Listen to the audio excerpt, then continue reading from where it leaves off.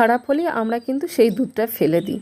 তো দুধকে ফেলে না দিয়ে এইভাবে সুন্দর রেসিপি কিন্তু বানিয়ে নিতে পারবেন এবার থেকে। আশা করি এই যা গরম গেছে, এই গরমে একদিন না একদিন কারোর দুধ তো খারাপ বা নষ্ট হয়েইছে। তা আমারও সেদিন হয়েছে, দুধ গরম করতে গিয়ে দেখি দুধটা কেটে গেছে, মানে ছানাতে পরিণত হয়ে গেছে। তাই কি করলাম, তার মধ্যে আরেকটু ভিনেগার মিশিয়ে দিয়ে সেটা ভালোভাবে ছানা কাটিয়ে নিলাম।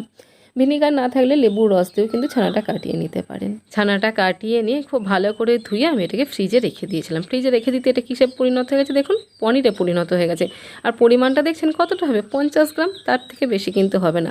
আর শুধুমাত্র এই 50 গ্রাম পনির বা ছানা দিয়ে পুরো ফ্যামিলির জন্য ডিনারের রেসিপি কিন্তু বানিয়ে নিতে পারেন।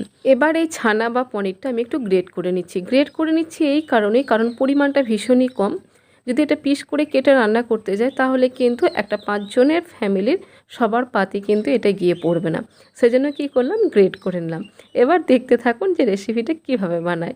আশা করি আপনাদের ভালো লাগবে। আর ভালো লাগলে please like, comment, share, subscribe and follow করে দেবেন। তো প্রথমেই দেখুন আমি নিয়ে নিয়েছি কিছু ভেন্ডি। ভেন্ডিগুলো খুব ভালো করে ধুয়ে শুকনো করে নিয়ে তারপর কেটে নিয়েছি। জল যেন না থাকে, ভেন্ডি কাটার সময় জল থাকলে কিন্তু ভেন্ডি ভালোভাবে ভাজা যায় না। তারপর একটা কড়াইয়ের মধ্যে একটু সর্ষের তেল দিয়ে দিলাম। তেলের পরিমাণ কিন্তু ভীষণই কম দিয়েছি, দেখতেই পেলেন। এখানে হাফ টিস্পুন মতো তেল ইউজ করেছি। এবার ভেন্ডিগুলো একটু ভাজা ভাজা করে নেব, গায়ে হালকা একটা স্পট আসা পর্যন্ত। যদি তেলের পরিমাণ বেশি একটু দিয়ে থাকেন তাহলে কিন্তু স্পটটা হবে না, কিন্তু আমি খুব বেশি তেল ইউজ করছি না, যেহেতু রাত্রে ডিনারে বানাচ্ছি, খাবারটা আমি কিন্তু হেলদি রাখতে চাইছি।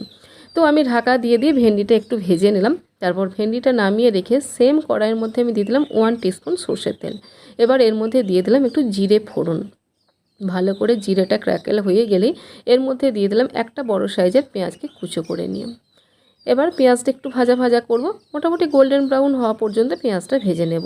অল্প একটু নুন দিয়ে দিলাম, এতে কি হবে, পেঁয়াজটা তাড়াতাড়ি নরম হয়ে যাবে আর ভাজাও হয়ে যাবে। পেঁয়াজটা কিন্তু ভালোভাবে ভাজা হয়ে গেছে। এবার এর মধ্যে অ্যাড করে দিচ্ছি একটা পেঁয়াজ আর 2-3টে রসুনের কোয়া আর সামান্য একটু আদা নিয়ে সেটা পেস্ট বানিয়ে এর মধ্যে পুরোটাই দিয়ে দিলাম। মশলার পরিমাণে কিন্তু ভীষণই কম ইউজ করছি, যেহেতু ডিনারের রেসিপি রেখেছি। প্রথমেই আপনাদের কাছে বলেছি যে রেসিপিটা আমি কিন্তু হেলদি রাখতে চলেছি। অল্প একটু জল দিয়ে দিলাম। মশলাটা মোটামুটি কষানো হয়ে গেছে।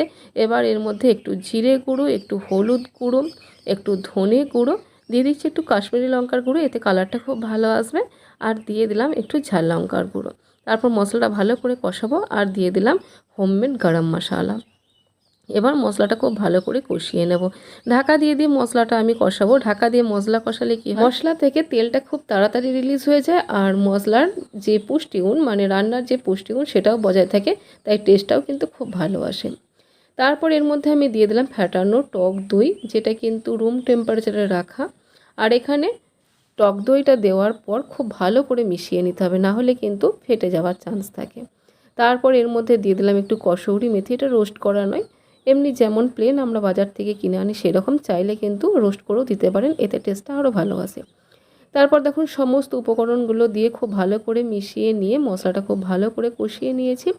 তারপর এর মধ্যে আমি দিয়ে দিলাম ভেন্ডিগুলো, মানে ভাজা ভেন্ডি, যেগুলো আমি আগে থেকে নামিয়ে রেখেছিলাম। এবার ভেন্ডিগুলো দিয়ে ভালো করে মশলার সাথে মিশিয়ে নিয়ে দিয়ে দিচ্ছি পরিমাণ মতো লবণ আর দিচ্ছি সামান্য একটু চিনি, এটা অপশনাল। আর লবণ কিন্তু প্রথমে একবার পেঁয়াজের সময় ইউজ করেছি, তাই কিন্তু পরে ঠিকমতো বুঝে ইউজ করতে হবে, না হলে কিন্তু বেশি হয়ে যেতে পারে। তারপর ঢাকা দিয়ে ভেন্ডিগুলো খুব ভালো করে কষিয়ে নিয়েছি। মশলা থেকে কিন্তু তেল রিলিজ হয়ে গেছে। এবার এর মধ্যে দিয়ে দেবো পনির, মানে যে ছানাটা আমি গ্রেট করে রেখেছি বা পনিরটা গ্রেট করে রেখেছি, সমস্তটা এখানে দিয়ে দিলাম। এবার খুব ভালো করে মিশিয়ে নেব। মিশিয়ে নিয়ে আবার ঢাকা দিয়ে এটা একদম লো ফ্লেমে 2 মিনিট মতো রান্না করব। তাহলেই কিন্তু রান্নাটা পুরোপুরি রেডি হয়ে যাবে সার্ভ করার জন্য। 2 মিনিট হয়ে গেছে। 2 মিনিট পর ফিরে এলাম। দেখুন কালারটা কত সুন্দর হয়েছে, কিন্তু দেখলেন তো যে তেল কত কম ইউজ করেছে এই রেসিপিটার জন্য। তা সত্ত্বেও কিন্তু কালারটা খুব সুন্দর এসেছে। আর কাশ্মীরি লঙ্কা ইউজ করেছি, সেটাও একটা কারণ। তবে আমি একটা কথা সাজেস্ট করব, যদি বাড়ির জন্য বানানো হয়, আমি ভিডিও বানাচ্ছি সেজন্য কাশ্মীরি লঙ্কা ইউজ করেছি, বাড়ির জন্য শুধু বানিয়ে থাকলে এত কালারটা কিন্তু ম্যাটার করে না। খাবারটা কতটাই হেলদি সেটাই কিন্তু ম্যাটার করে। কালার কিন্তু আমরা যে কোনো হোটেল বা রেস্টুরেন্টে গেলেও পেয়ে যাবো, তাহলে বাড়ির খাবার আর হোটেলের খাবারের মধ্যে পার্থক্য কী থাকলো, তাই না? তো যাই হোক, আজকে রেসিপি আপনাদের কেমন লাগলো সেটা অবশ্যই কমেন্টে জানাবেন। ভালো লাগলে প্লিজ লাইক করে দিয়ে যাবেন, আর নতুন বন্ধু হলে চ্যানেলটা সাবস্ক্রাইব করে পাশে থাকবেন।